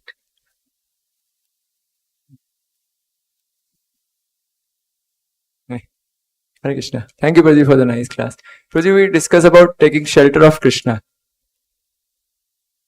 Hare Krishna. Hare Krishna. Prabhuji, we discuss about taking shelter of Krishna. Okay, I couldn't quite hear.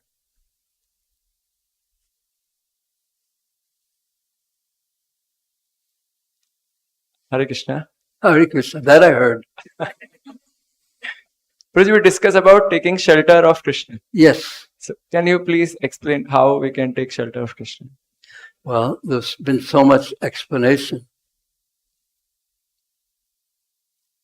that when you're in difficulty or not in difficulty, you think of Krishna and pray to Krishna. May I serve you always. There's 6 items of Saranagati, which means taking shelter of Krishna. Do you know those 6? Say one. Favorable for devotional life. Accepting everything which is favorable for devotional life. Accepting everything that's favorable. Second. Rejecting what is unfavorable. Yeah, that's surrender, isn't it? Yes. Krishna is my protector. I'm sorry. Krishna is my protector. Accept that Krishna is your protector. Krishna is my maintainer. And he's your maintainer.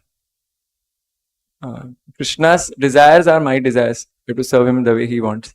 That's a wonderful one, but it's not one of the 6. Kapanye. Dainya and Atmanivedana. Dainya. Humility and? Atmanivedana. Surrender. Yeah. Oh, that's the one you said. And you know which one is the Angi, the main one? Krishna is protector, because maintenance is part of, I think it's that way, maintenance is part of protection.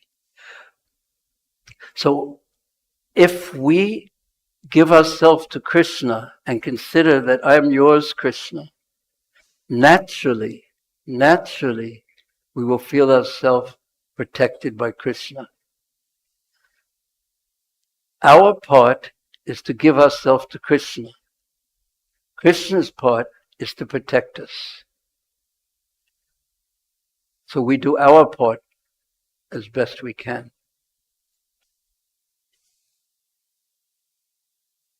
So do you personally, at this point in your life, you don't have to say what it is, know what steps you have to take forward to increase your surrender?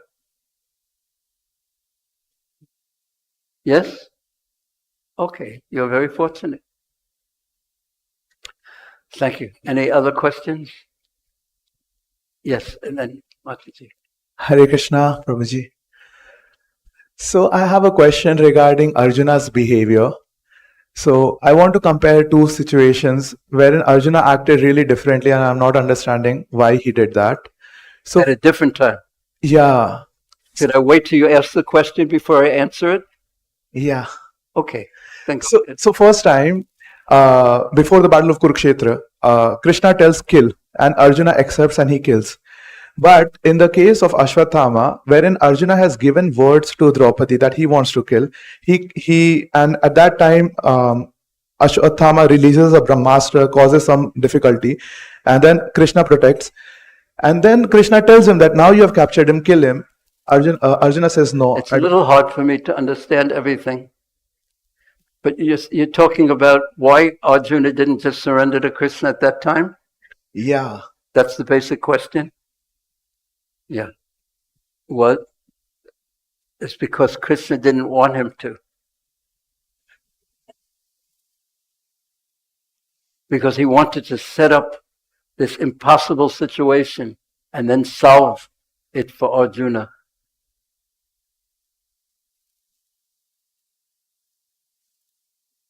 Sorry. No, my question is this only. Excuse me?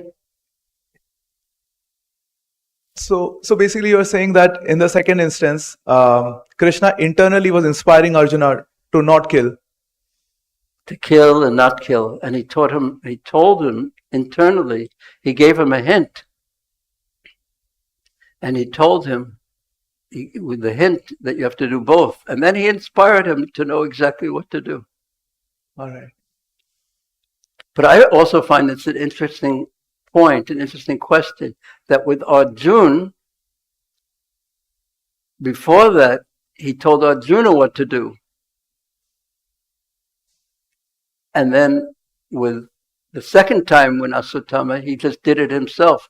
That means he could have just gone like this and there wouldn't, even that first time, and the Brahmastra wouldn't cause any trouble, but he didn't. So why? Because Krishna does what he wants to do. He had his reasons. I can think of some reasons. Arjuna was a Kshatriya. He wanted to make sure that Arjuna he had promised Draupadi. But the ultimate reason is Krishna's Swatantra. He's transcendental autocrat. He's the Supreme Lord. He does as he wants. But everything he does is perfect. And it increases rasa. Hare Krishna. Hare Krishna. Mataji. Oh, I saw it. Then yourself, and then we'll end. You'll be the next, final. Hare Krishna. Please accept my humble obeisances, Maharaj. Hare Krishna. Actually, you have partly misanswered my A question. little bit slower, please. Krishna is Bhaktavatsal and he is a Abhayankar, so he protects the devotees. When Uttara rushed to Krishna to protect her child, she was aware that Draupadi's sons were killed, 5 sons were killed. Wait, say, protected her child. Krishna is a protector. But apparently Draupadi's sons were not, their body was not protected, they had died. But Uttara had Sharanagati or faith that Krishna will protect her son. So many times we see that even young devotees sometimes die in accidents or die of illnesses. Old devotees. young ones. How about old ones also die? Yeah. So sometimes in our families also we go through a loss of a younger sibling or which is very difficult to deal with. So how do we see that situation? How do we see that? Take shelter of Krishna, but also place it in Krishna's hands, how he wants to deal with it. We can't order him. Sometimes Prabhupada would say, he's not your father's servant.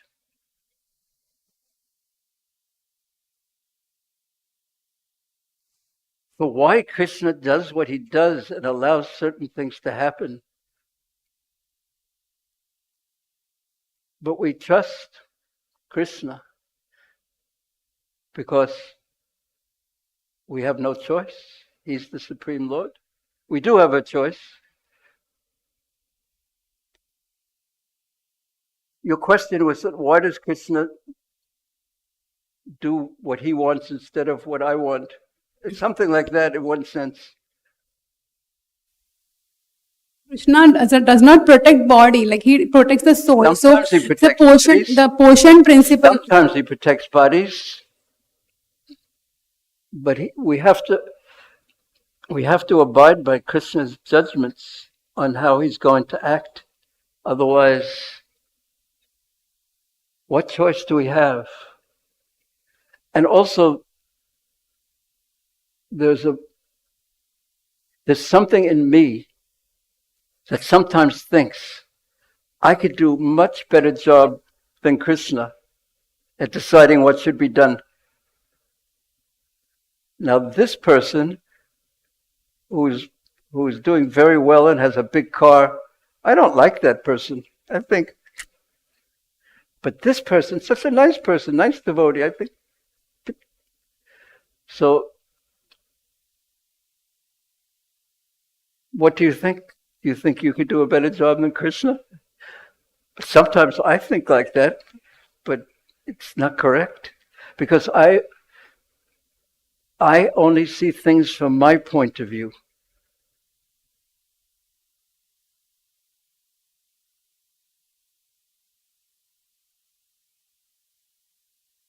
What's going on? I see things only from my point of view. It's like if there's a big ball, and I'm one point on that ball, and I see things from my viewpoint, the view from that one point, and you see things from the view from another point, and another person sees it from this point. So to think my view, for me to think my view is the correct view, is illusion. I'm only seeing it from one point. While Krishna sees everything from all points. He's Sarvagya, he knows everything. So we accept Krishna's judgment. Younger one is died Excuse me? if someone has some death in our family who is younger to us, then we should also see it as a protection. A little slower. So if we see if we have some death in our family of a younger someone. You have a big family? No, I mean if so, how would we should see that also as a protection if a death of someone.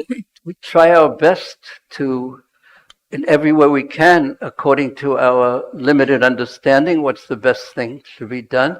Say if one of our family members is sick, like I've been driving, I remember going to the Himalayas and driving on these roads up to Badrik Ashram. And I was watching the drivers, when you come around these blind turns, instead of slowing down, they would pray. And I would wish they would be more practical. So if one of your family members is sick, make sure they go to the doctor. But ultimately, it's up to Krishna whether the medicine works or the medicine doesn't work. It's not the doctor. It's up to Krishna. Every doctor, are there any doctors in the room? There's Bhagavashri, Dr. Bhagavashri. It's not the doctor that cures the patients. I once asked a nurse who worked in a big hospital, what's the most difficult part of her job? And I thought she was going to say all the blood that you have to see and everything. But she said the most difficult part of my job is to convince people who come into the hospital that I cannot cure them. I can try my best, but I can't cure them. That's what she answered. That was the most difficult part of her job.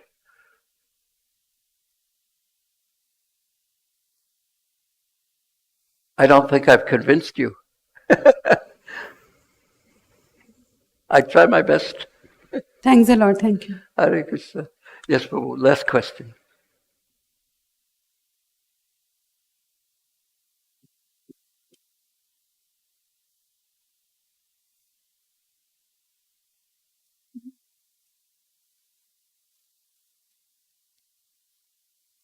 Mataji? Sorry, but I promised him already. I also wanted to ask.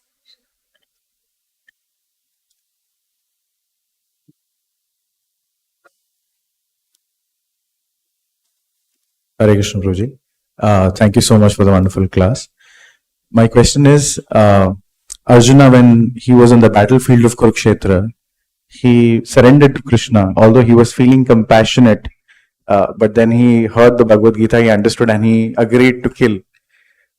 In the second instance, where he's already going with a intention to kill Ashwatthama, and there Krishna is also asking him to kill, but he does not kill, and he is relying on his own feeling or intelligence or whatever you may call. So what is the lesson for us in that? Like, how do we identify this? Is this Krishna inspiring us? Look at the two instances as to teach us two different lessons. One lesson in the first case was that, as Krishna said, Nimittakaram bhavyasavasachin. These people are already killed. I want you to be my instrument. You should surrender. And then at the end of the Bhagavad Gita, Krishna says that you're going to have to fight anyway. It's your nature. So your choice is the consciousness. He didn't say this, but this is one of the lessons. The consciousness in which you're going to fight in. You fight because I want you to do it as your surrender to me. That was the lesson from the first one. The second one, the lesson is that Krishna solved the problem. This is called context relevant, that things have to be seen in the context that they're spoken.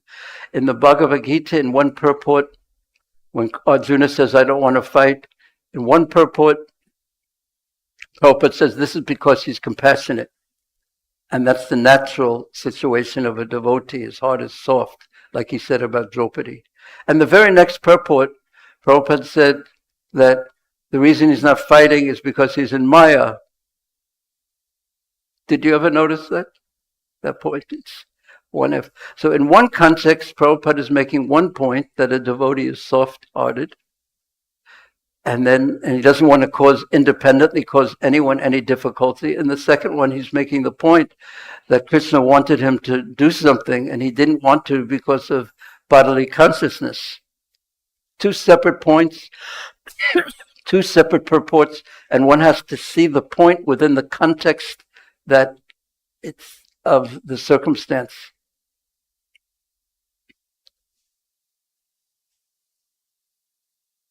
Do we understand that, I can use my intelligence or maybe step back, although, it's an instruction from the Guru also, right? Krishna is in the position of the spiritual master of Arjuna.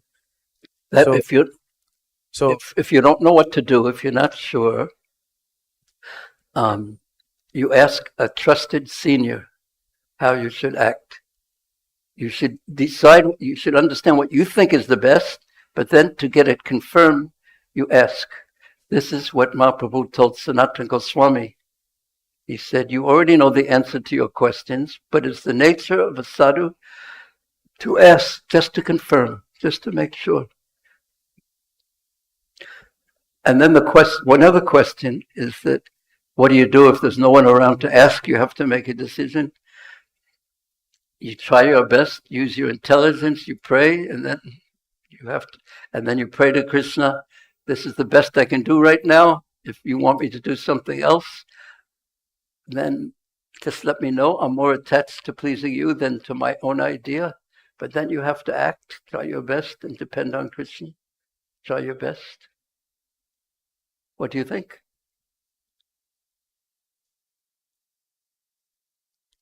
Okay, last. And you had a question too? Okay, but then we should end because...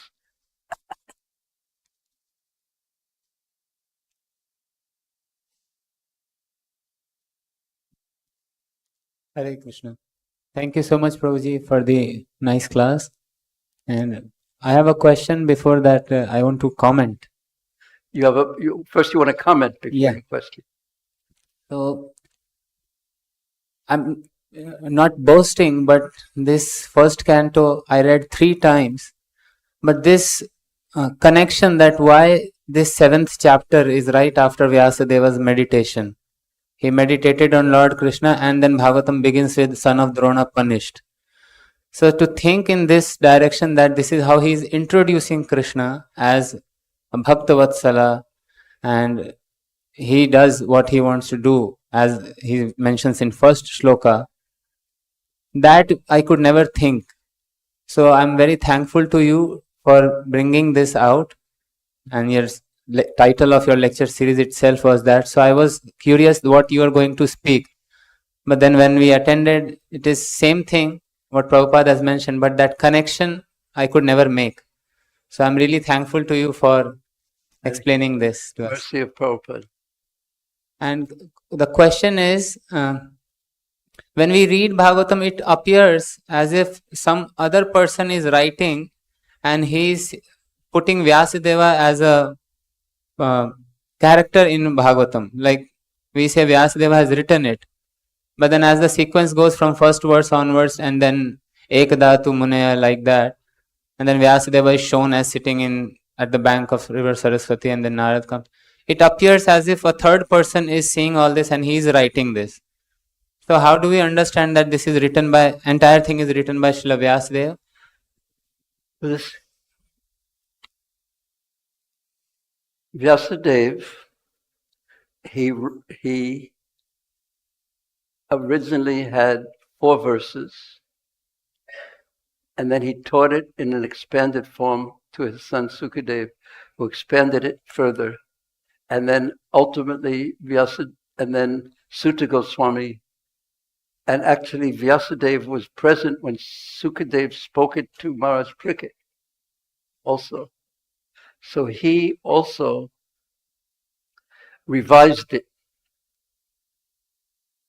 There's a comment somewhere by Srila Vishwanath Chakravarti Thakur. He revised it again. So after he heard it again, he spoke it and then even heard from Sukadeva, and then he put it together again, and then Sutta spoke it again. So the part that Sutta spoke is considered, like when you have the cover of the book, it's also considered the book. So, does that make it clearer or more confusing? Okay, good. Because it's not so clear. Yeah, you're right. So our acharyas sometimes comment on these type of things. I heard Prabhupada speaking in a morning walk this morning, and someone said that when I go to distribute these books to the libraries, a librarian asked me, how do you know it's 5,000 years old? Do you have an original manuscript? So how do I answer them? I mean, that's the kind of questions I get also. Things that, So Prabhupada said, just have them read it. And then someone said, whether it's 5,000 years old or 10,000 years old or 500 years old, it's full of truth. And then Prabhupada said, yes, it is so powerful, it's so full of truth. That's the important point. So similarly, the important point is not always to figure out some technical detail, but it's to imbibe this transcendental truth that is so mercifully given to us by Srila Prabhupada and the Parampara, and so many acharyas have commented on it. Yeah. So sometimes the details are a bit, but try to read it and understand it in depth, and what these great personalities are really, they want a change in heart from us, not some change of mind to understand some technical detail. They want us to give ourselves to Krishna. They're mercifully telling us to give yourself to Krishna, and that's the purpose of life.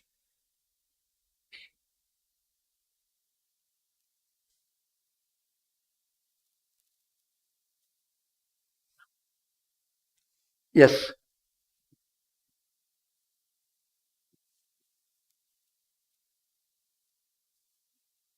I think we're going to need a microphone, but we really have to end right after this one. Here it is.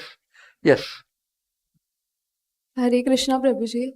So you said that when we hear about this Bhagavatam, we hear Bhagavatam, and then the next step is the application, and with that application we gain experiences which really make us fearlessness. So Prabhuji, before experiences do facilitate fearlessness, and I have experienced when I've gone out of my way to do something to move forward in my practice of spiritual life. But there are so many things to do the application of that what we hear. Before to just apply that teaching, I have lot of fears. So how do I overcome that fear? I'm not sure I understood your question, but I'm going to try and answer it. But maybe I won't get the right question, so my answer will be the wrong answer. But we'll find out. There's so many things, and you're not sure which ones to apply. Was that it? Excuse me? Okay. Is there anything in Krishna consciousness that you're told to apply that you're not afraid of doing?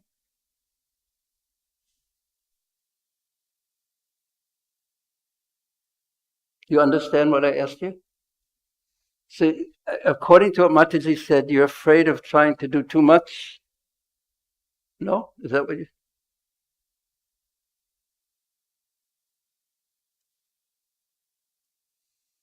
So, but, yeah.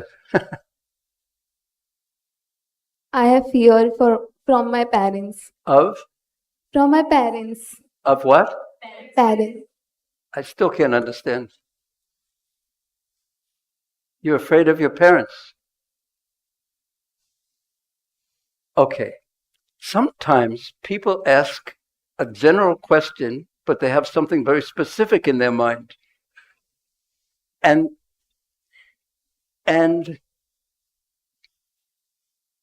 you should probably ask that question to someone who knows you and understands your circumstance and who you are, and maybe they can help you deal with the particular issue of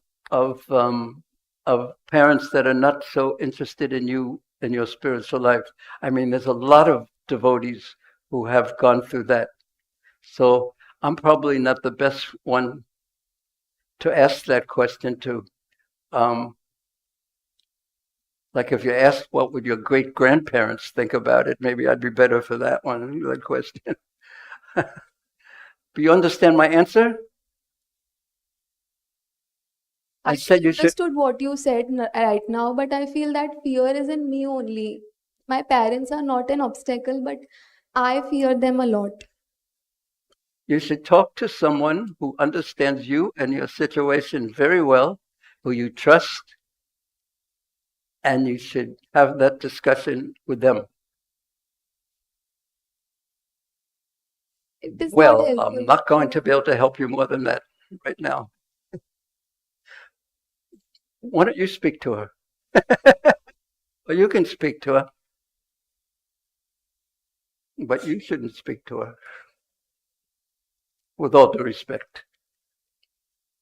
There's so many senior Matajis here who can help you with that.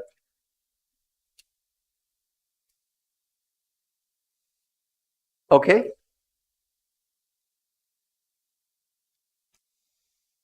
Hare Krishna. Thank you all very much. Srila Prabhupada ki jai, Srimad Bhagavatam ki jai, Srila Prabhupada Bhaktivinda ki jai, Sri Radha Rasvi Hari ki jai. Hare Krishna, Hare Krishna. Gonatai ki jai. And Sitaram Lakshman. Hare Krishna. Hare Krishna. What? Wait, yes.